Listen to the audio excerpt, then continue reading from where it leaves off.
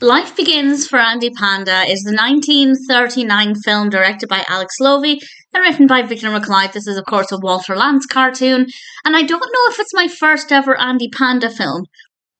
But if it isn't, I certainly can't remember any others. It's also the very first Andy Panda film, and as an introduction, it started off really strong. And then about halfway through, it became really racist. So it's, on the one hand, not a bad introduction to the character. On the other, it's not great. So there will be spoilers as I discuss what happens in this. I won't go into a tremendous amount of detail, but I will talk about why it becomes racist and ultimately what happens at the end as well. So it starts off kind of reminiscent of the beginning of The Lion King, where all of the animals are rushing to the pandas because they've heard that there is the new baby panda. And they haven't quite named the panda yet. And then the mother panda bear declares they're going to call him Andy. And he's very cute. He's an adorable little bear cub. And immediately he grows up so that he can talk and walk. He's carrying a slingshot. He's clearly a very curious little panda. And I rather liked his personality. And then his father gets stuck in a trap. And some text comes down on the screen. It's a sheet that's over the trap that tells us he's been caught by the pygmy characters.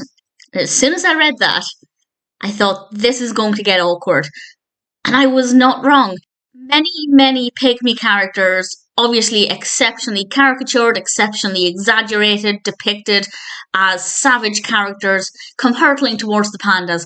And on the one hand, they have captured the panda, so I don't think it's unreasonable for the mother panda to get violent towards them, because if they're capturing an animal, the animal's going to get violent. I don't have a problem with that, but the rest of the depiction of the pygmy characters is not great, to put it simply.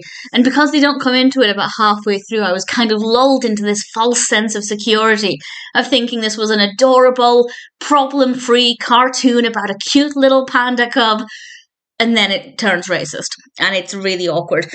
It does get a little comedic at one point when Andy Panda actually saves the day, because he runs off and grabs a skunk, of course, being black and white like a panda, and thrusts it towards the pygmy characters, and obviously they get stunk by the skunk, and off they go, and then all of the animals are cheering and celebrating Andy Panda, and what a great way to kickstart the Andy Panda series. Isn't he amazing? All hail Andy Panda. That in itself is okay, but you can't avoid the racist depictions of the pygmy characters. If they had been something else, let's say they'd been a kind of animal, I'm not sure what panda predators are. Okay, that's kind of depressing. I googled it, and according to Wikipedia, adult giant pandas have few natural predators other than humans. That's not great. However, young cubs are vulnerable to attacks from snow leopards, yellow-throated martens, whatever that is, eagles, feral dogs, and the Asian black bear, which is pretty interesting. So they could have done it with an animal, going after Andy Panda. Also, yellow-throated martens, I just googled it, and it is the cutest thing ever. I'd never heard of it, and it is so adorable. They could have used them. They're so cute. I don't know if they were predators for panda cubs in the 1930s, but the point being is that there was absolutely no need to go down the racist route. They could have done the exact same narrative using one of the panda's predators or one of the panda cubs' predators, and that would have made a lot more sense. It would have been less racist, and it would have worked just as well. So it's not perfect.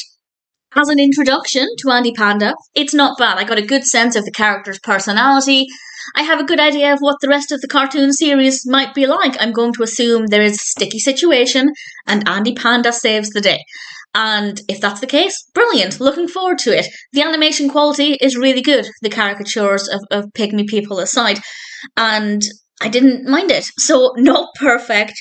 The first half is significantly better than the second half, but the racism aside, it's not too bad. The narrative works well enough, and as an introduction to Andy Panda, it's okay, and I'd say it's worth a watch.